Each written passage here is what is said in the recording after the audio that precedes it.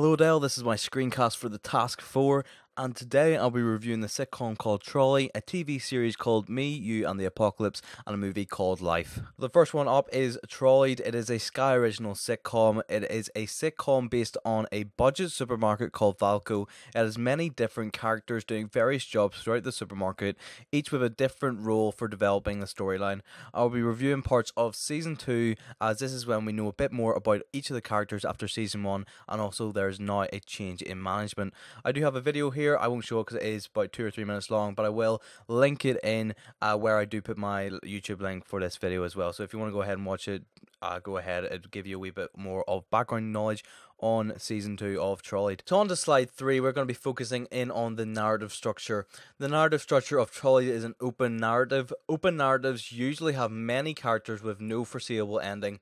The characters are not usually kept into one order, but progress through many as the story progresses.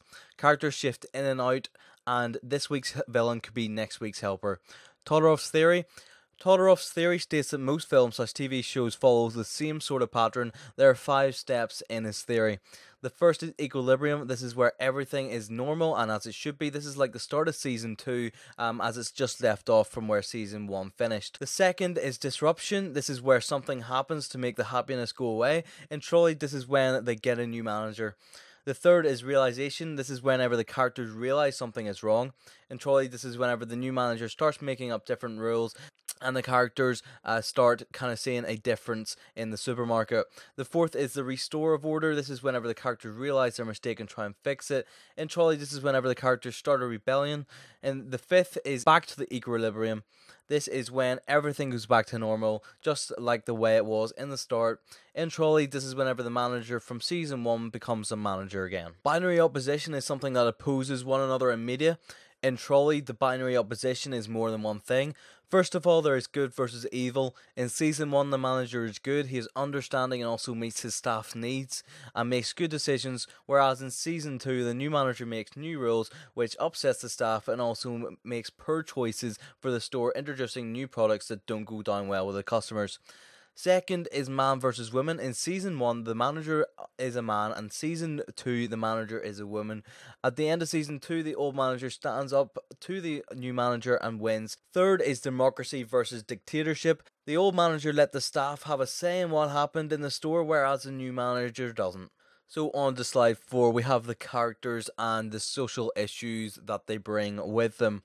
There are many characters within Series 2. I'm going to just focus on the main characters as there is a lot of characters. Andy is the top left hand corner. Andy is a single man who thinks very highly of himself. He tells everyone he's better being single, but in fact he really wants a woman in his life. He also goes to the pub often after work. This character is very interesting as he seems to be in the middle of everything and involved in everyone's problems. He is one of the main characters in moving the storyline along. Just below him we have Julie. Julie is a single woman who's crushing on the manager of Season 1 and who becomes the manager again at the end of Season 2.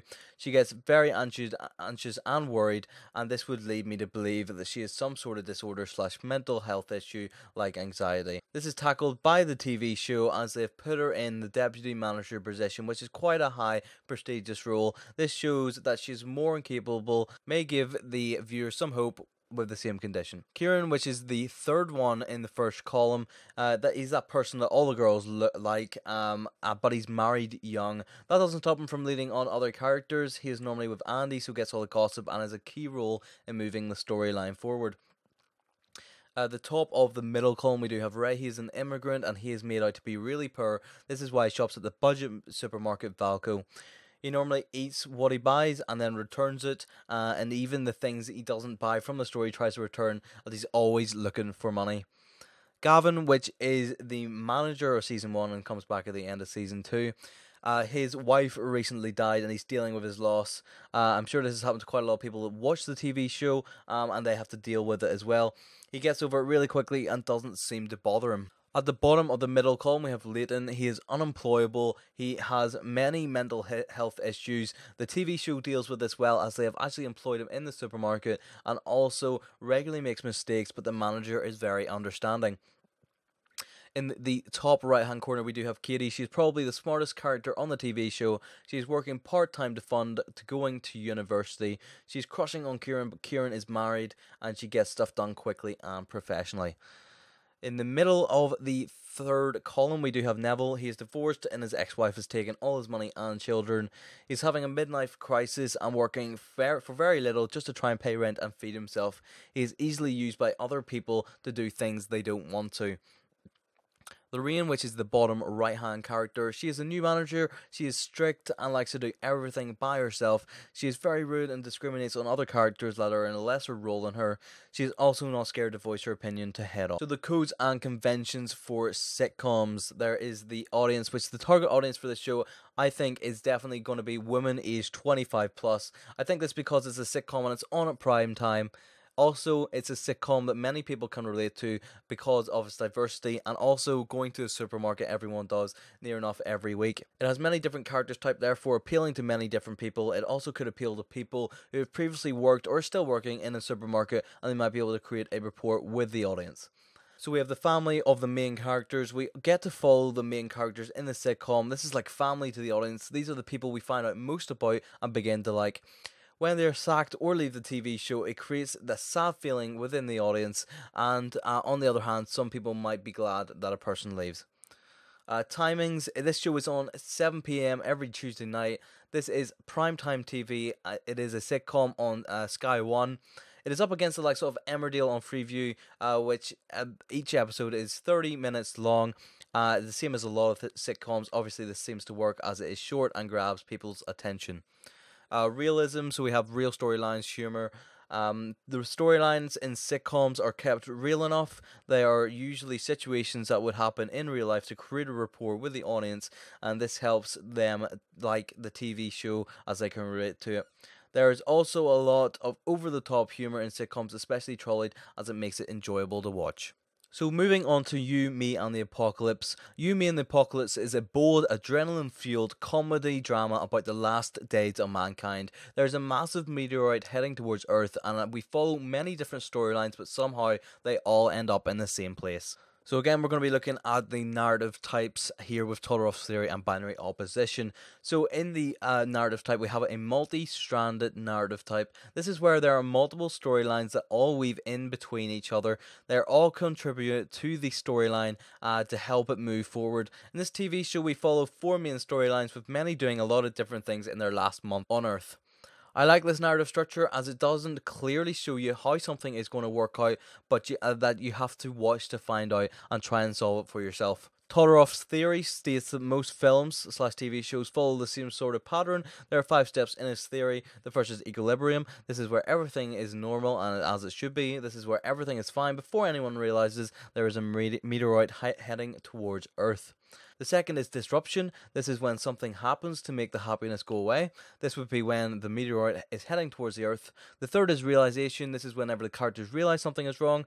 This would be whenever they realize, the meteorite is heading towards Earth. The fourth is the restore of order. This is whenever the characters realize their mistake and try and fix it. This is when the powers of the world get together and try and sort out a plan of action. The fifth is equilibrium. This is when everything goes back to normal, just like the way it was at the start. This is where Todorow's theory doesn't really work, as a meteorite hits Earth and the main characters are in the bunker. But spoiler alert, if you do want to watch this, one of the main characters are left outside the bunker and dies. This obviously lets the series have a season 2 if Sky so choose to do so.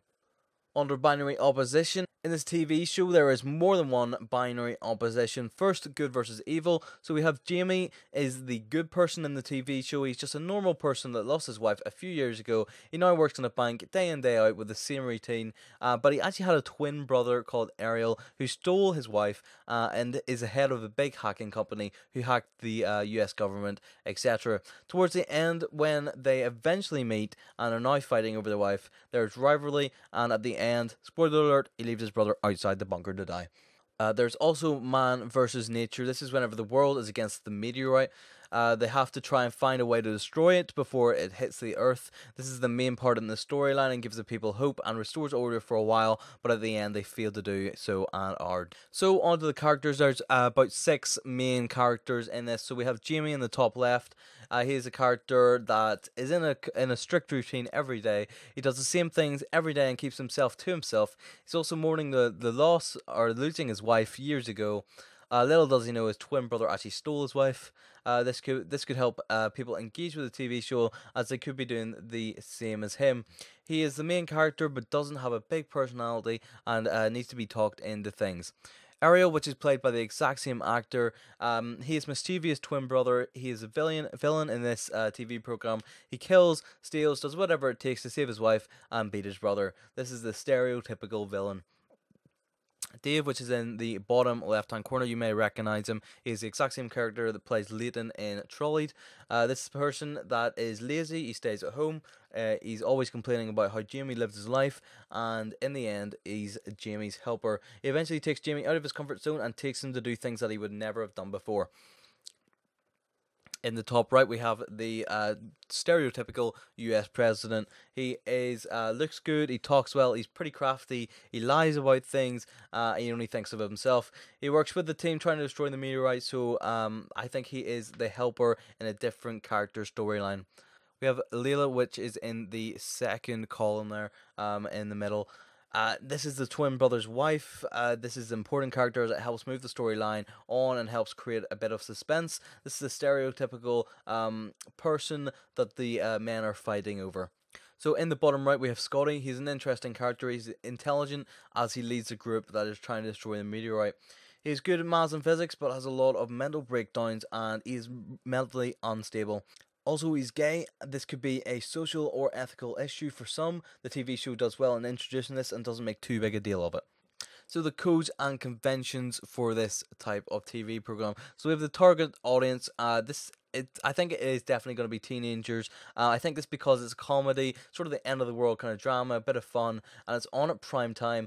Also, it's a program that many people can relate to because of its diversity. It has many different character types, therefore appealing to different people. Teenagers have more time than older people, making it a target audience for this. Onto the family, which is the main characters. We get to follow the main characters in the series. It's like family to the audience. These people we find out most about being like when they die or as something happens to them, it makes us feel sad. This show was on at 8 p.m. every Tuesday night. This is just later than primetime TV. It has a couple of language problems. Each episode is 60 minutes long. This is the same as a lot of similar TV shows, as they are long enough to develop the storyline. And lastly, unrealism. The storyline in the series is unrealistic as it is showing the end of the world and the last few days on Earth. As we haven't experienced any of this, we don't know how everyone would act and if it would affect anyone. So on to the very final one. This is a movie called Life, released in 2017. A team of scientists aboard the International Space Station discover a rapidly evolving life form that has caused extinction on Mars and now threatens all life on Earth. We have a closed narrative right up until the end. It leaves it wide open. I've chosen both of these as it follows a closed narrative right up until the end, where it leaves it wide open for another movie. A closed narrative normally is a movie that has a definite ending.